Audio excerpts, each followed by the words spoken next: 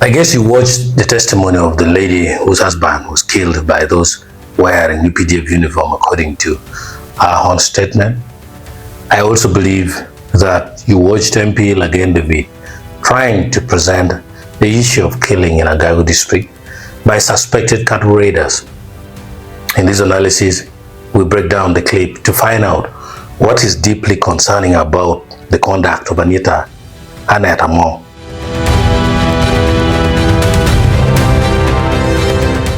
Let's start with Lagen David's speech. It was a presentation of constituent pain. He wasn't making an accusation. He was delivering a message from a grieving widow to the highest house of the land.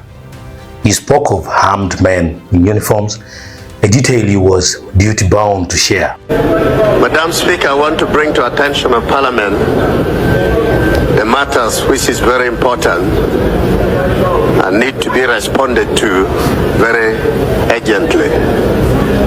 Madam Speaker, you know and you're very aware that the absence of peace at home is a nightmare. On the 18th of last month, my people of Agago district, Agago county, were invaded by the cattle raiders. 2 people were shot, 1 died instantly, and 1 is still nursing the wound. Now, the cattle raiders were in full uniform of the UPDF, and they were loaded with AK-47. Not only that, yesterday, late in the evening, another group of people came and raided the town. Imagine the town, Adilang Town Council. They raided 32 goats in town. Now, when the community members and the LCs try to call, can we have order? The local leaders were able to call the UPDF to respond. Anita tried to confuse Lagen by asking, again, the same UPDF who you said came and raided. This was a calculated interruption. The wisdom here is to see the tactic, reframe the argument to make it easier to dismiss. She tried to make him look foolish by misrepresenting his words, forcing him to emotionally emphasize the distinction. He didn't say the UPDF raided, he said the raiders wore their uniforms. This forced him to spend his emotional capital on clarification rather than on seeking justice for his people. Again, the same UPDF you're saying came and raided. Anita jumped fast to defend the UPDF, yet nobody accused the UPDF. This is where the analysis gets hot. The speed of the defense was telling. It wasn't a measured response to an accusation. It was a preemptive strike against a possibility. It signals that the protection of the institution's reputation supersedes the pain of the citizenry. No, the suspected cattle raiders were dressed on UPDF uniform. So yesterday, they again came and raided the town council and 32 goats were taken. Now, the local leaders tried to call the UPDF to respond quickly, and they were not able to come. So these people were able to escape with the goats. Now, my community are having a lot of fear because this is a season for farming. Community members are fearing to go to the garden because they fear they will be killed or abducted by the cattle raiders. Thank you. So my humble prayer is that the family of the victim need to be compensated. And then I am also praying that there are areas where we need security to be enforced. We need more of the security to be added in some of the spots where normally the cattle raiders pass from. So it is my humble request that this house take this into consideration to allow my people to do farming this season peacefully to support the livelihood of the community. I thank you. That struck my spine hard and painfully. The pain is palpable because it reveals a skewed priority. The speaker is the mother or father of the house, meant to be the guardian of the opposition and the weak. Here, the institution of the state, that's UPDF, received immediate, fierce protection, while the civilian victims remain in the shadows of the gallery, waiting for someone to defend them. First of all, the first cattle thieves who were putting on government uniform may not have been security or may not have been army men themselves. That must be on record, because we cannot have, because you're saying they were putting on uniform. Lagen again came back and said it is true, Madam Speaker, because it is what the witness told me. This is the core of representative democracy. Lagen was not the witness. He was the vessel. He was saying, do not silence me. I am the voice of those who are too afraid or too grief-stricken to be here. It is true, Madam Speaker, because this is reliable information I'm giving to Parliament, because there are witnesses. We saw them, the cattle raiders were putting on the uniform of the UPDF. Similar uniform to the UPDF. I am not saying the UPDF, but I'm saying the suspected cattle raiders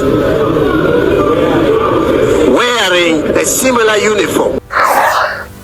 Now this is the moment, a clip of the wife saying that they entered their building and they were on combat. This is the evidence. The witness doesn't know military jargon. She knows what she saw, combat. In our world, that uniform is the face of authority. The tragedy is that our simple, powerful testimony would be used not to find truth, but to spark a political fire drill. John got an eye and I know they'll be kitty. I beat them more to while buying it in and they're a cab to wear. John, John, the TV combat, man, man, the one. We combat there. When you do my mouth, don't be room, combat. Timudo. You're okay, Kenny. When the my lord, and you're the combat, you're picking wall, you're dirty yard. I don't let a man only Google, but won't fail to pay my cat again. No, the poor team can move for a while. She'd all be long and get a chill, okay? Ching and a looking with a kitty. Let John do John Wing do my get the team kitty John Wing do the yard. Anita Among then called Minister Both and said that could have been a similar resemblance. This is the wise moment of political maneuvering. By suggesting resemblance, she provided the minister with a ready-made defense before he even spoke. The note before the minister spoke was not a note of agreement. It was a note of instruction. It was a signal. This is the line. Stick to it. To the world, it looked like a frustrating display of bias. Honorable both of both, that could have been a similar resemblance.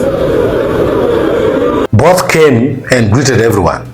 A small procedural moment, but in the context, it felt like a pause before the inevitable dismissal of the issue.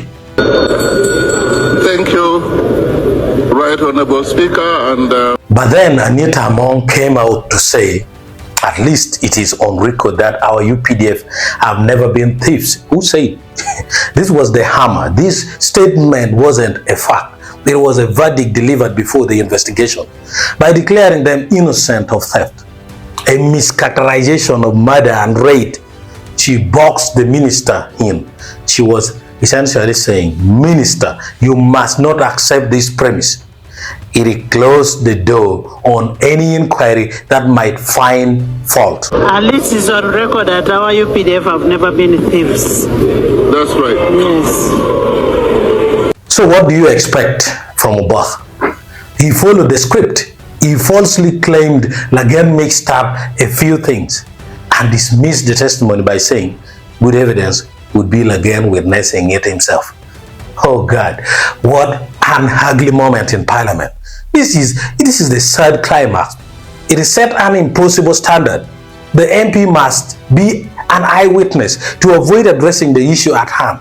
It mocked the very principle of representative testimony. That's right. First, the honorable member mixed up a few things there. Information which is reliable is information that you witnessed yourself. But I take it as a complaint that he has raised, that there are some concerns of insecurity in that border with the Karamoja side. The UPDF, the raiding of the cattle and the goats,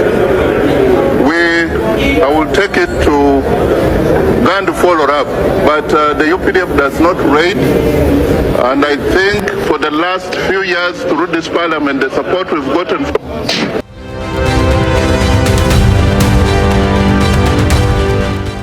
Now, you may ask yourself, if uniform is not enough, what about gun? Gun is not also for civilian. Now, who speaks for the widow? Now, if our unelected representative is silenced and her testimony is deemed mixed up, where does she go? What is the role of the speaker? Is it to protect the image of the state or to protect the sanctity of the citizen's voice within the state? Today, the image won. What message does this send to the man in Kombat? It sends a message that they are above scrutiny, that anyone who wears their uniform is automatically immune to investigation because the institution itself cannot be questioned. What if somebody stole UPDF uniform? What about the rainy season and farming? Lagen's plea for scrutiny.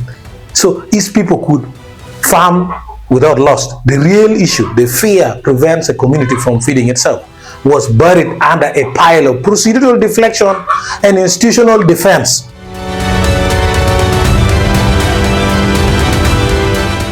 In conclusion, what we witnessed was not just a debate about a security incident. It was a display of power dynamics where the pursuit of justice was sacrificed for the preservation of institutional infallibility. The speaker, meant to be the umpire, picked up a bat and swung for the government, leaving these people of Agago struck out before they even came to crease.